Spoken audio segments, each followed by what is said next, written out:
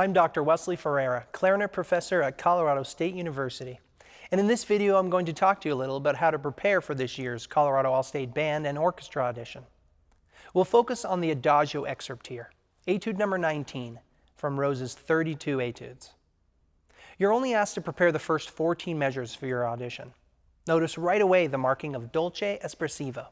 This means you are to perform the etude sweetly and with expression.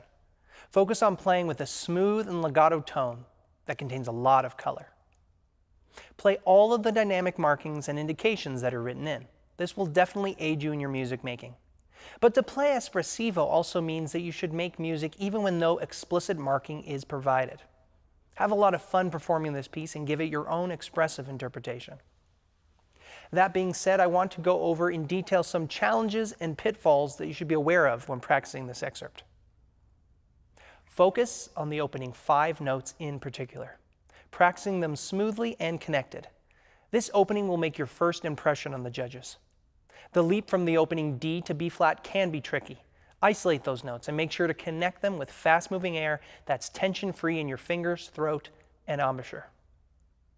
There are quite a few grace notes to be mindful of. These grace notes should not be played too fast. Play them gracefully and in character with the style of the work. At the end of measure 2, notice the crescendo marking. This crescendo actually goes all the way through measure 3 with a goal of the downbeat on measure 4.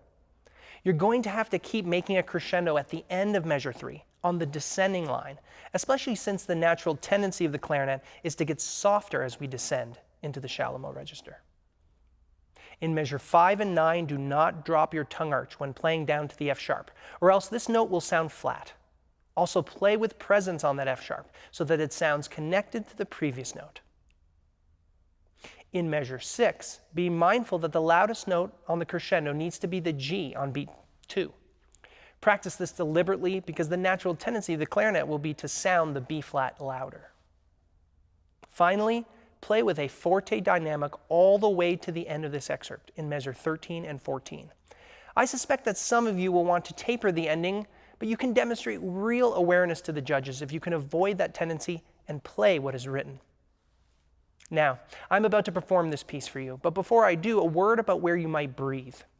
Other than the obvious spots during the rests, your options are to breathe in measures 4 or 5, and again in measures 11 or 12. The key when breathing in these measures is not to leave too much space after the note before you take the breath, and the next note that you play after the breath. All breathing should sound musical after all. Record yourself when practicing this excerpt and use your ears as a guide to evaluate where you are hearing.